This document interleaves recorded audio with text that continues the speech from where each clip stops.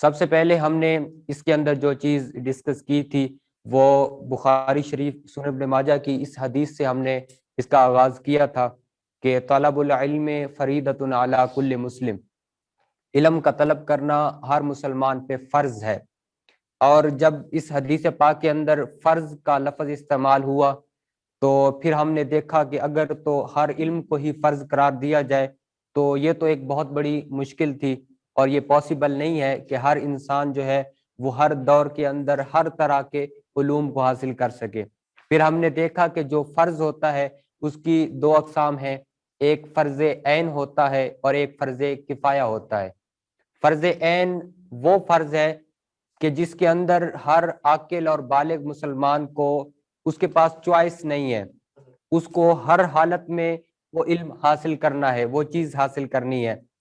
اس کے اندر یہ نہیں ہو سکتا کہ ایک شخص نے جو ہے وہ فرض عین ادا کر لیا ہے تو ہم کہیں کہ کیونکہ اس نے ادا کر لیا ہے تو میری طرف سے بھی ادا ہو گیا ہے، بلکہ اس کے اندر ہر انسان اپنی طرف سے اس ڈیوٹی کو، اس فرض کو ادا کرے گا۔ فار ایگزامپل جیسے کہ نمازیں ہیں یا رمضان المبارک کے روزے ہیں، تو ہر کوئی جو ہے وہ اپنی طرف سے اس کو ادا کرے گا۔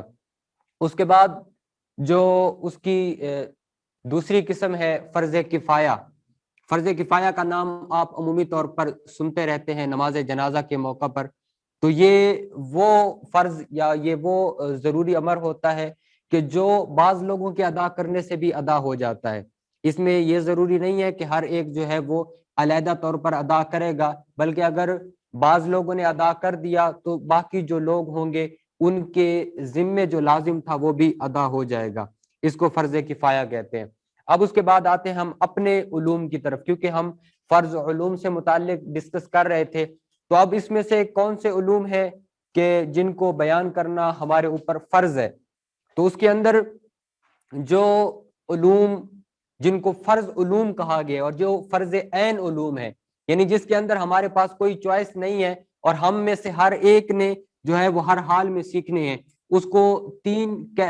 حصوں کے اندر جو ہے وہ ڈیوائیڈ کیا جاتا ہے۔ سب سے پہلے ہے عقائد کا علم، وہ عقائد اسلام کے جو اسلام کے بنیادی عقائد ہیں، ہم نے ان کو ڈسکس کیا تھا کہ جیسے کہ ایمان مفصل کے اندر ہم پڑھتے ہیں وہ سارے عقائد کے جو خالق کائنات کی ذات سے متعلق ہیں یا انبیاء و رسول سے متعلق ہیں یا آسمانی کتابوں سے متعلق ہیں یا آخرت سے متعلق ہیں، تو وہ عقائد اور ان کے بارے میں علوم اور دلائل کے ساتھ ان کو جاننا یہ ہم میں سے ہر ایک پر جو ہے وہ فرض عین ہے۔ اس کے بعد دوسری چیز جو اس کے اندر آتی تھی وہ ہے احکام شرعیہ عملیہ کا علم، یعنی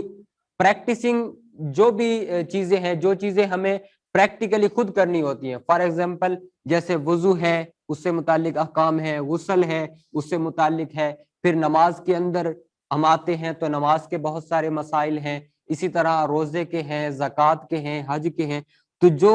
چیزیں عملی طور پر ہمیں جن کا سامنا کرنا ہوتا ہے تو ان کے متعلق جتنے بھی جو علوم ہیں ان سب کا سیکھنا ہمارے اوپر فرض ہے۔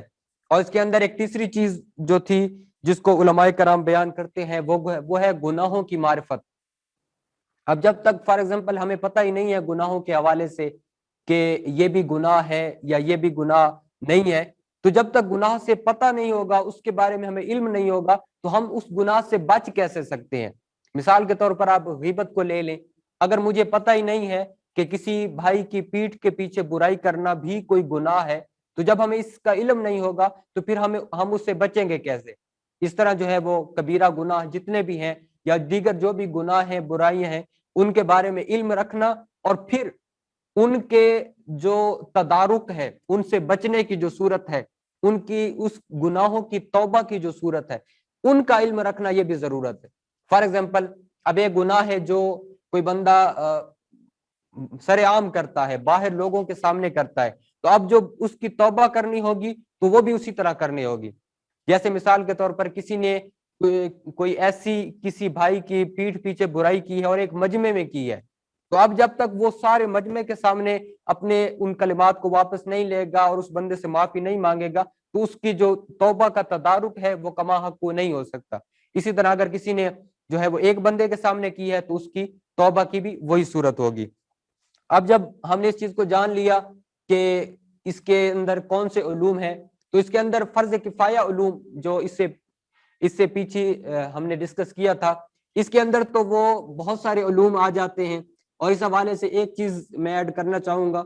کہ فرض کفایہ علوم، اس کی اگر میں یہ کہوں کہ کوئی حد نہیں ہے. آپ جو ہے وہ قرآن پاک کے اندر دیکھ لیں یا دیگر اس دور کے جتنے بھی علوم ہیں، صرف آپ وہ علوم نہ دیکھیں کہ جو دین سے متعلق ہیں. فار ایگزامپل جیسے کہ ہم نے اس میں لکھا کہ جیسے کہ قرآن ہے، پھر اصول قرآن ہے، تفسیر قرآن ہے، حدیث ہے، اصول حدیث ہے، علم اسماء الرجال ہے، علم البلاغہ ہے، علم المنطق ہے، وہ علوم نہیں. یہ تو بالکل فرض کفایہ ہے. اس کے علاوہ مثال کے طور پر اب میڈیکل سائنسز ہے، اگر ہم میں سے کوئی بھی میڈیکل کا علم نہیں سیکھے گا تو پھر اس ہمارے علاقے کے اندر جو بیمار ہوں گے ان کا علاج معالجہ کا کام کون کرے گا؟ اس لیے یہ بھی فرض کفایہ ہے. اگر اس پورے علاقے میں کوئی انجینئر نہیں ہوگا تو یہ بلڈنگز کا اور اس سے ریلیٹڈ جو کام ہے وہ کون سیکھے گا، اس پہ عمل کون کرے گا؟ اس لیے یہ بھی فرض کفایہ ہے. اور یہ سارے علوم جو اس دور کے اندر ہمیں ریکوائرڈ ہیں، یہ بھی فرض کفایہ علوم کے اندر جو ہے وہ ڈسکس ہوتے ہیں. اب ہم آتے ہیں کہ جب ہم اس کو شروع کرتے ہیں فقہ، تو شروع کے اندر جب ابتدان یہ علم شروع ہوا تو اس کے اندر فقہ سے مراد یہ ساری چیزیں ہوتی تھیں. اس میں عقائد بھی شامل تھے، اس میں جو عملی احکام ہیں وہ بھی شامل تھے. لیکن بعد میں جو ہے وہ اس کو دو مختلف حصوں میں تقسیم کر دیا گیا. ایک حصے کو جو ہے وہ علم العقائد کہہ دیا گیا اور دوسرے حصے کو علم الاحکام یا علم الفقہ کہہ دیا گیا. تو بہرحال جو عقائد ہیں جن کا جاننا جو ہے وہ ہم پر اشد ضروری ہے، اس کو بھی جو ہے فقہ کے اندر جو ہے وہ بہت زیادہ پریورٹی اور ترجیح دی گئی ہے. کیونکہ ظاہر ہے کہ اگر ہمارے عقائد درست نہیں ہوں گے تو اس صورت کے اندر یہ ممکن ہی نہیں ہے کہ جو ہمارے اعمال ہیں وہ جو ہے وہ صحیح سمت پہ گامزن ہو سکتے ہیں.